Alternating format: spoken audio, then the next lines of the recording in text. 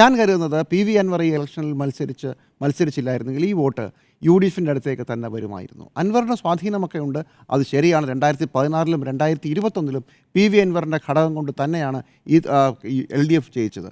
പക്ഷേ ഇത്തവണ ഈ മണ്ഡലത്തിൽ തെരഞ്ഞെടുപ്പ് തുടങ്ങുമ്പോൾ തന്നെ ഈ സർക്കാരിനെതിരെയുള്ള പുലഭ്യം മുഴുവൻ പറഞ്ഞുകൊണ്ടാണ് പി വി അൻവർ ഇലക്ഷനിലേക്ക് വരുന്നത്. ഇലക്ഷൻ്റെ അജണ്ട സെറ്റ് ചെയ്യുന്നത് പിണറായിക്കെതിരായ ചർച്ച എന്ന് പറഞ്ഞുകൊണ്ടാണ്. UDF അത് ഏറ്റുപിടിക്കുന്നു. ഈ ഒരു തെരഞ്ഞെടുപ്പിൽ പി വി അൻവറിൻ്റെ ഒരു സാന്നിധ്യം അദ്ദേഹത്തിന് വ്യക്തിപരമായി ഇളക്കാവുന്ന പരമാവധി വോട്ടുകളെ അദ്ദേഹം ഇടതുമുന്നണിയിൽ നിറക്കി, കുറേ വോട്ടുകൾ UDF ഭാഗത്തു നിന്നും ഇളക്കി.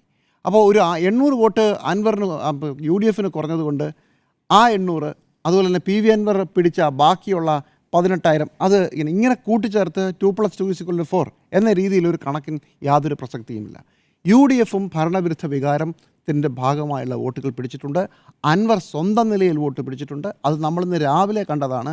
വഴിക്കട എണ്ണുമ്പോൾ മുസ്ലിം ലീഗിൻ്റെ വോട്ടടക്കം അൻവർ പിടിച്ചു. അതുകൊണ്ട് അൻവർ പിടിച്ചതെല്ലാം ഭരണവിരുദ്ധ വികാര വോട്ട് എന്നുള്ളതല്ല. അൻവറിൻ്റേതായ ഒരു കോൺസ്റ്റിറ്റ്യുവൻസിയിൽ നിന്ന് അൻവർ പിടിച്ച വോട്ടുകളാണ്. പക്ഷേ ആകെ മൊത്തം നോക്കിയാൽ LDFനെ ഈ മണ്ഡലത്തിലെ വോട്ടർമാർ വലിയ ഭൂരിപക്ഷത്തിൽ തള്ളിക്കളഞ്ഞിരിക്കുന്നു എന്നുള്ളതാണ് ഇതിനകത്തൊരു പ്രധാനപ്പെട്ട കാര്യം.